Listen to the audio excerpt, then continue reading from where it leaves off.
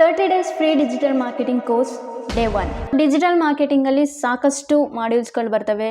First ಬರೋ ಮಾಡ್ಯೂಲೇ website designing. So normally ಎಲ್ಲರೂ ಅನ್ಕೊತಾರೆ ವೆಬ್ಸೈಟ್ ಡಿಸೈನಿಂಗ್ ಬರಬೇಕು ಅಂತಂದರೆ ಕೋಡಿಂಗ್ ಬರಬೇಕು ಅಂತ.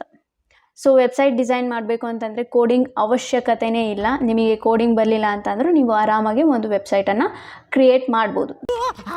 ಈ ಥರ ಒಂದು ಮ್ಯಾಟ್ರೇ ನಮಗೆ ಗೊತ್ತಿಲ್ವಲ್ಲಣ್ಣ. ಸೊ ಇವತ್ತಿನ ಕ್ಲಾಸಲ್ಲಿ ನಾನು ಒಂದು ವೆಬ್ಸೈಟ್ ಡಿಸೈನಿಂಗಿಗೆ ಏನೇನು ಬೇಕಾಗುತ್ತೆ, so basically basics of website ಡಿಸೈನಿಂಗನ್ನು ಇವತ್ತು ನಾನು ನಿಮಗೆ ಹೇಳ್ಕೊಡ್ತೀನಿ. ಸೊ ನೀವು ಯಾವುದೇ ಒಂದು ವೆಬ್ಸೈಟನ್ನು ತೊಗೊಂಡ್ರೂ ಈ ಒಂದು 3 ಫ್ಯಾಕ್ಟರ್ಸ್ ಮಾತ್ರ ಇದ್ದೇ ಇರ್ತವೆ. www and website name and .in, .com, .org ಈ ರೀತಿ 3 ಫ್ಯಾಕ್ಟರ್ಸ್ ಯಾವುದೇ ಒಂದು ವೆಬ್ಸೈಟಲ್ಲೂ ಇದ್ದೇ ಇರುತ್ತೆ.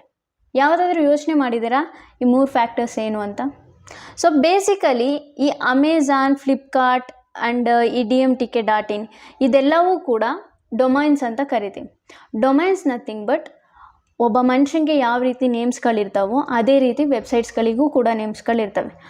ನ್ಯಾನ್ಸಿ ನೈಟಿಂಗೇಲ್, ರೋಸಿ ರೇಮಂಡ್, ಡಿಸ್ಕೌಂಟ್ ಸೇಲ್, ಕೆಂಪಿ ಕೋಣನ್ ಕುಂಟೆ, ಅವನ್ನೇ ನಾವು ಡೊಮೈನ್ಸ್ ಅಂತ ಕರಿತೀವಿ.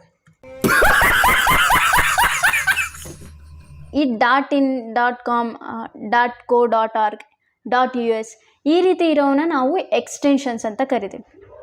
ಎಕ್ಸ್ಟೆನ್ಷನ್ಸ್ ನಥಿಂಗ್ ಬಟ್ ಒಬ್ಬ ಮನುಷ್ಯನಿಗೆ ಯಾವ ರೀತಿ ಸರ್ ನೇಮ್ಸ್ ಅಥವಾ ಇನಿಷಿಯಲ್ಸ್ ಇರ್ತವೆ. ಫಾರ್ ಎಕ್ಸಾಂಪಲ್ PJ, MJ ಈ ರೀತಿ ಸಾವುಕಾರ್, ಅಡಿಗ ಈ ರೀತಿ ಸರ್ ನೇಮ್ಸ್ಗಳಿರ್ತವೆ ಅಲ್ವಾ, ಅದೇ ರೀತಿ ವೆಬ್ಸೈಟ್ಸ್ಗಳಿಗೂ ಕೂಡ ಸರ್ ನೇಮ್ಸ್ ಇರ್ತವೆ.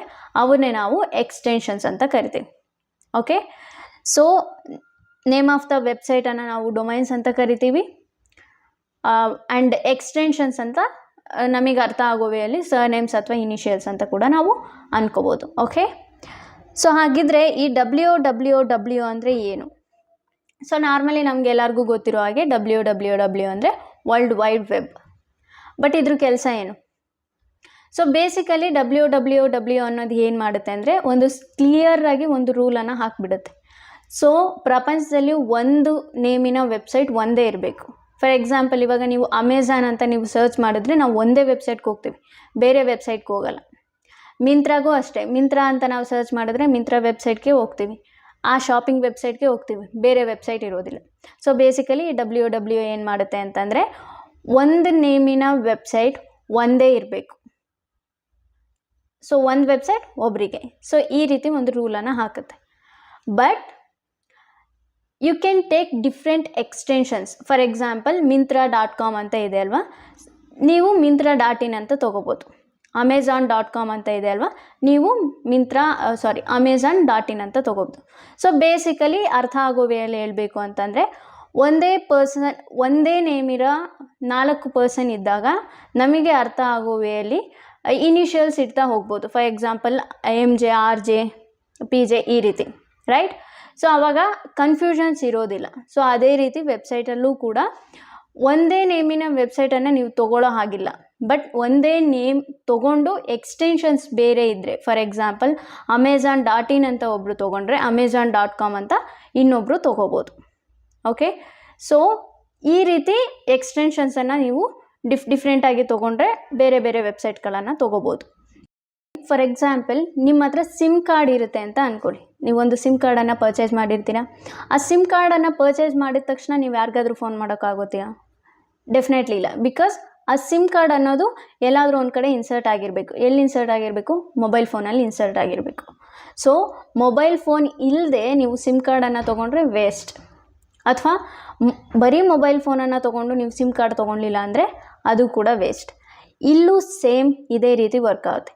ನೀವು ಡೊಮೈನನ್ನು ತೊಗೊಂಡು ಹೋಸ್ಟಿಂಗ್ ಅನ್ನೋ ಒಂದು ಸೆಲ್ ಫೋನ್ ತೊಗೊಳ್ಳಿಲ್ಲ ಅಂತ ಅಂದರೆ ನೀವು ಡೊಮೈನ್ ತೊಗೊಂಡು ಕೂಡ ವೇಸ್ಟ್. ಸೊ ಹಾಗಿದ್ರೆ ಈ ಹೋಸ್ಟಿಂಗ್ ಅಂದರೆ ಏನು? Hosting nothing but for example ಒಂದು ವೆಬ್ಸೈಟನ್ನು ಕ್ರಿಯೇಟ್ ಮಾಡಿದಾಗ ಆ ವೆಬ್ಸೈಟಲ್ಲಿ ನಮ್ಮ ಒಂದು ಬಿಸ್ನೆಸ್ ಅಥವಾ ಸರ್ವಿಸ್ ಬಗ್ಗೆ ಇನ್ಫಾರ್ಮೇಷನನ್ನು ಕೊಟ್ಟಿರ್ತೀವಿ. ಫಾರ್ ಎಕ್ಸಾಂಪಲ್ ಅಮೆಝಾನ್ ವೆಬ್ಸೈಟನ್ನು ನೀವು ನೋಡಿದ್ರೆ ಅಲ್ಲಿ ಸಾಕಷ್ಟು ಪ್ರಾಡಕ್ಟ್ಸ್ಗಳಿರ್ತವೆ. ಆ ಪ್ರಾಡಕ್ಟಿನ ಇನ್ಫಾರ್ಮೇಷನ್ನು ಕೂಡ ಆ ವೆಬ್ಸೈಟಲ್ಲಿ ಇರುತ್ತೆ. ಸೊ ಆ ಇನ್ಫಾರ್ಮೇಷನನ್ನು ಸ್ಟೋರ್ ಮಾಡೋಕ್ಕೋಸ್ಕರ ಸರ್ವರ್ ಕಡೆಯಿಂದ ಒಂದು ಸ್ವಲ್ಪ ಸ್ಪೇಸನ್ನು ತೊಗೋತೀವಿ. ಆ ಸ್ಪೇಸನ್ನೇ ನಾವು ಹೋಸ್ಟಿಂಗ್ ಅಂತ ಕರಿತೀವಿ. ನೆನ್ಪಿಟ್ಕೊಳ್ಳಿ, domain nothing but name of the website, hosting nothing but space in a server. So ನಾವು ಕೊಡೋ ಒಂದು ಇನ್ಫಾರ್ಮೇಷನನ್ನು ಸ್ಟೋರ್ ಮಾಡಬೇಕಲ್ವ, ಆ ಸ್ಪೇಸನ್ನು ನಾವು ಹೋಸ್ಟಿಂಗ್ ಅಂತ ಕರಿತೀವಿ.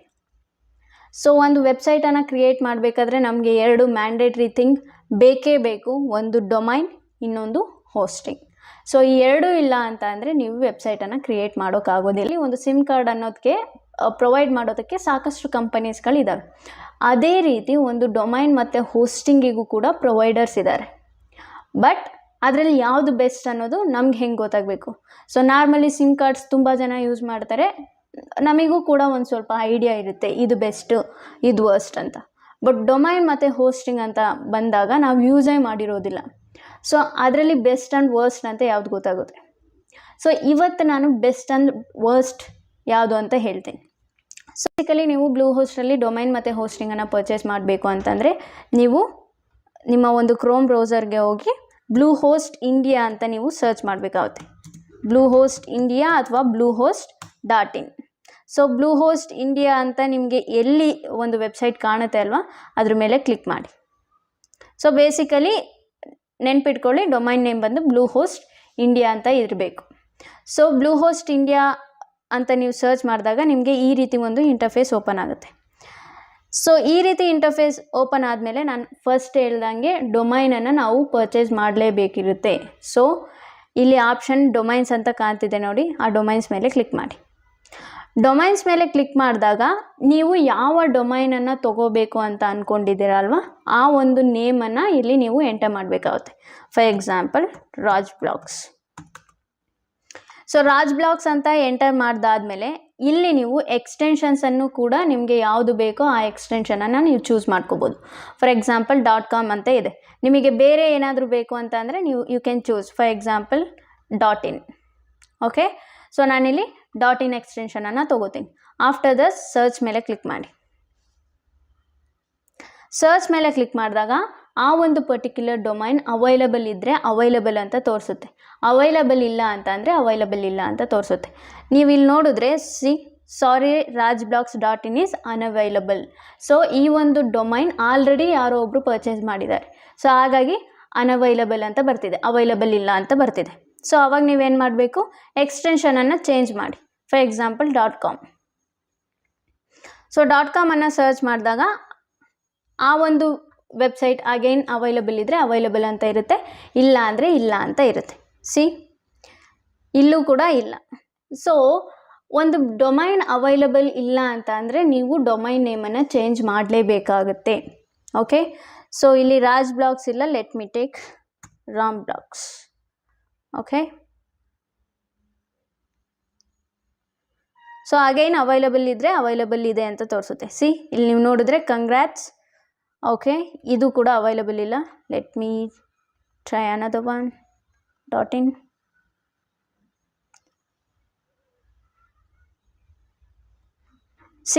ramblogs.in ಅವೈಲಬಲ್ ಇದೆ. ಸೊ ನಿಮಗೆ ಬೇಕು ಅಂತಂದರೆ ಆ್ಯಡ್ ಟು ಕಾರ್ಟ್ ಮಾಡಬೇಕಾಗುತ್ತೆ. ಆ್ಯಡ್ ಟು ಕಾರ್ಟ್ ಮಾಡಿದಾದಮೇಲೆ ನೀವೇನೂ ಮಾಡೋ ಅವಶ್ಯಕತೆ ಇರೋದಿಲ್ಲ.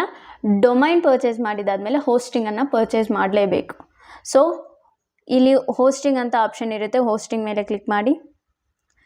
ಕ್ಲಿಕ್ ಮಾಡಿದಾದಮೇಲೆ ಸ್ಕ್ರೋಲ್ ಮಾಡಿದ್ರೆ ನಿಮಗೆ ಈ ರೀತಿ ಪ್ಲ್ಯಾನ್ಸ್ಗಳಿರ್ತವೆ, ಮೋಸ್ಟ್ ಪಾಪ್ಯುಲರ್ VPS ಡೆಡಿಕೇಟೆಡ್ ಅಂತ.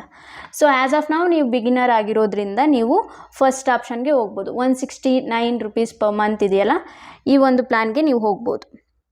ಸೊ ಆ್ಯಸ್ ಆಫ್ ನಾವು ನಾನು ಲರ್ನ್ ಮೋರ್ ಮೇಲೆ ಕ್ಲಿಕ್ ಮಾಡ್ತೀನಿ. ಸೊ ಲರ್ನ್ ಮೋರ್ ಮೇಲೆ ಕ್ಲಿಕ್ ಮಾಡಿದಾಗ ಇಲ್ಲಿ ಸರ್ವರ್ ಲೊಕೇಶನ್ಸ್ ಆ್ಯಸ್ ಆಫ್ ನಾವು USA ಅಂತ ತೊಗೊಂಡಿರುತ್ತೆ, ನೀವು ಇಂಡಿಯಾ ಅಂತ ಚೂಸ್ ಮಾಡ್ಕೋಬೇಕಾಗುತ್ತೆ. Okay, and then as of ನಾವು ಇಲ್ಲಿ 36 months ತೊಗೊಂಡಿರುತ್ತೆ, ನೀವು 12 monthsಗೆ ಚೇಂಜ್ ಮಾಡ್ಕೋಬೇಕು. 12 monthsಗೆ ಚೇಂಜ್ ಮಾಡ್ಕೊಂಡಾದ್ಮೇಲೆ ಇಲ್ಲಿ ಸಾಕಷ್ಟು ಆಪ್ಷನ್ಸ್ ಬರ್ತವೆ, basic, choice plus, online store, ಈ ರೀತಿ. ಸೊ ನೀವು ಬೇಸಿಕ್ ಪ್ಲ್ಯಾನ್ಗೆ ಆರಾಮಾಗಿ ಹೋಗ್ಬೋದು. ಬಿಕಾಸ್ ನೀವು ಇನ್ನೂ ಬಿಗಿನರ್ ಆಗಿರೋದ್ರಿಂದ ನೀವು ಬೇಸಿಕ್ ಪ್ಲ್ಯಾನ್ಗೆ ಹೋಗ್ಬೋದು. ಸೊ ಇಲ್ಲಿ ನಾರ್ಮಲ್ ಏನೇನು ಕೊಡ್ತಾರೆ ಆ ಒಂದು ಪ್ಲ್ಯಾನಲ್ಲಿ ಅನ್ನೋದಿರುತ್ತೆ. ಒಂದು ವೆಬ್ಸೈಟನ್ನು ಕ್ರಿಯೇಟ್ ಮಾಡ್ಬೋದು, ಆ್ಯಂಡ್ 50 GB ಸ್ಟೋರೇಜ್ ಸ್ಪೇಸ್ ಇರುತ್ತೆ, ಆ್ಯಂಡ್ ಡೊಮೈನ್ ಫಾರ್ 1 year ಅಂತ ಅಂದರೆ ನಾವು ಡೊಮೈನ್ಗೆ ಅಮೌಂಟನ್ನು ಕೊಡೋ ಅವಶ್ಯಕತೆ ಇಲ್ಲ, ಜಸ್ಟ್ ಹೋಸ್ಟಿಂಗನ್ನು ಪರ್ಚೇಸ್ ಮಾಡಿದ್ರೆ ಸಾಕು. 1 ವರ್ಷಕ್ಕಾಗುವಷ್ಟು ಡೊಮೈನ್ ಅವರೇ ನಮಗೆ ಫ್ರೀಯಾಗಿ ಕೊಡ್ತಾರೆ. Okay. So then website security ಇದೆ. ಇದೆಲ್ಲನೂ ಓದ್ಕೊಂಡಾದಮೇಲೆ ನೀವು ಸೆಲೆಕ್ಟ್ ಮೇಲೆ ಕ್ಲಿಕ್ ಮಾಡಿ. ಸೆಲೆಕ್ಟ್ ಮೇಲೆ ಕ್ಲಿಕ್ ಮಾಡಿದ ತಕ್ಷಣ ನೀವು ಆಗಲೇ ಏನು ಆ್ಯಡ್ ಟು ಕಾರ್ಟ್ ಮಾಡಿದ್ರಿ ಅಲ್ವಾ ಡೊಮೈನ್ ನೇಮನ್ನು, ಆ ಒಂದು ಡೊಮೈನ್ ನೇಮನ್ನೇ ಇಲ್ಲಿ ನೀವು ಎಂಟರ್ ಮಾಡಬೇಕಾಗುತ್ತೆ. So Ram blogs. ಓಕೆ.